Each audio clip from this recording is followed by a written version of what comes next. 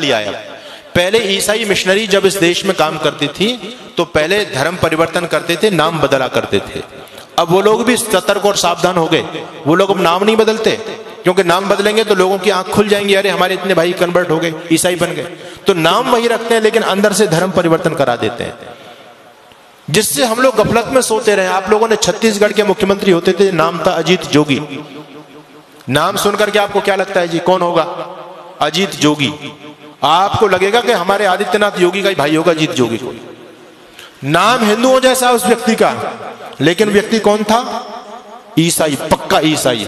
उस व्यक्ति ने सत्ता में रहते रहते लाखों लोगों को कन्वर्ट किया, और जब वो व्यक्ति मर गया तो ईसाई रीति रिवाज के द्वारा उसको दफनाया गया, उसका अंतिम क्रियाकलाप किया गया।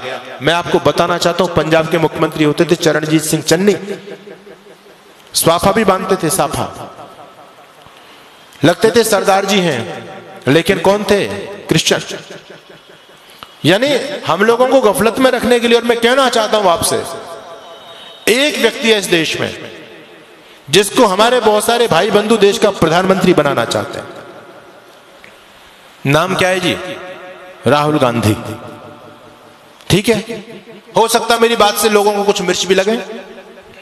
नाम है राहुल गांधी, लेकिन कौन है? धर्म से बताओ मुझे, क्या धर्म है उस व्यक्ति का?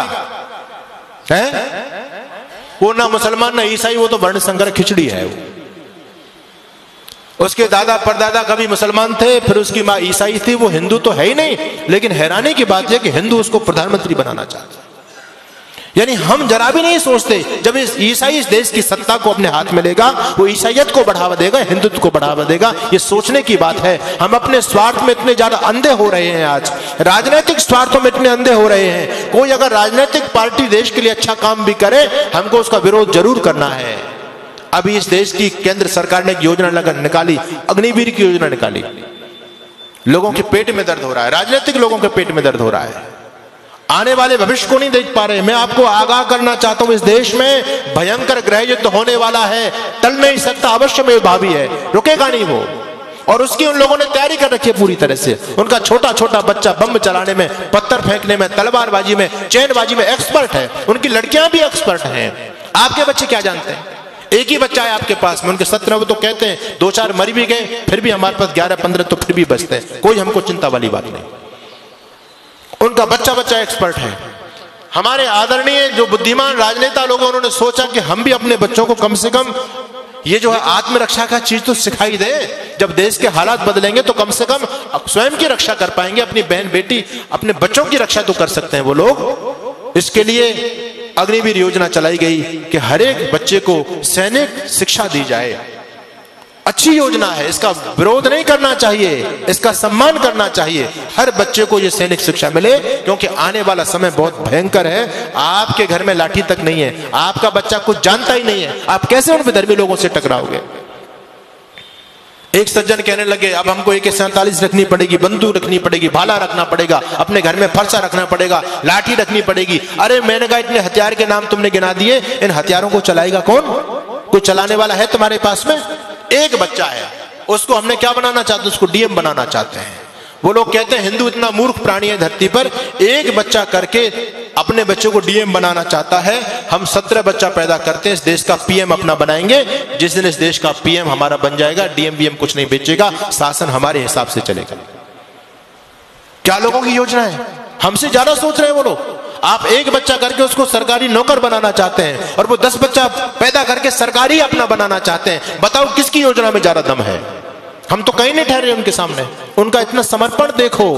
आपको मैं धन्यवाद करूंगा कि आज हमारे नौजवानों की संख्या है, यहाँ बच्चे भी आते हैं, बहुत कम उपस्थिति में आते हैं, लेकिन उनकी मस्जिद के अंदर आप जाकर के देखो कितने नौजवानों की फौज है वहां, क्योंकि वो उस काम को कंपलसरी समझते हैं।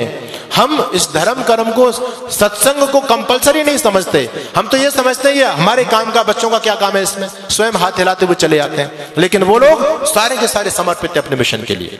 इसलिए मैं आपके बीच में निवेदन कर रहा हूं, भयंकर आंधियां चलने लगी हैं, ज्वार को पैदा करो। मैं तो एक बात कहता हूं साहब, अब भाईचारे की बात बंद कर दो। अपने वजूद को, अस्तित्व को बचाना चाहते हो तो अब कट्टरता अपने अंदर पैदा करो। हम दुनिया से इसलिए खत्म हो गए, सारी उदारता की ठेकेदारी हम लोगों ने अपने ऊपर ले रखी है बस। तुम भाई भाई चिल्लाते रहे, वो तुमको चारा बना करके चाट गए। बड़ी हैरानी की बात है, आज भी लोगों की आंखें नहीं खुल रही हैं। ये राजनीतिक दल आपस में हम लोगों को लड़ा करके, ये तो नालायक लोग हैं, अपना उल्लू सीधा कर रहे हैं, लेकिन हम भोले भाले भाई आपस में लड़ रहे हैं। उनके षड्यंत्र को नहीं समझ पा रहे हम पूरी तरह से। आप लोगों को अभी उदयपुर में जो हुआ, एक केवल ट्रेलर देखा है, फिल्म चलनी बाकी है। द कश्मीर फाइल आपने देखी है, ये 30 साल पहली घटना है। अगर इसी प्रकार से सोते रहे तो 30 साल बाद देखना गली गली में कश्मीर फाइल चलेगी। अभी उनकी आबादी केवल 25% है सरकारी आंकड़े के हिसाब से, और 25% रहने के बावजूद भी वो आपको सड़कों पर नहीं निकलने देते। रामनवमी का जुलूस नहीं निकाल सकते आप, हनुमान जयंती का जुलूस नहीं निकाल सकते आप। निकालने का प्रयास किया, क्या स्थिति हुई। आपके राजस्थान में बहुत सारे जिले हैं, आप वहां जाकर के देख लीजिए। हम 26 जनवरी 15 अगस्त पर तिरंगा यात्रा नहीं निकाल सकते। अभी वो केवल 25% है, तब आपको सड़क पर नहीं निकलने दे रहे हैं। जिस दिन 40 और 50% हो जाएंगे, आप लोग क्या सोचते हैं कि आपको अपने घर में रहने देंगे? वो संभव ही नहीं है। अपने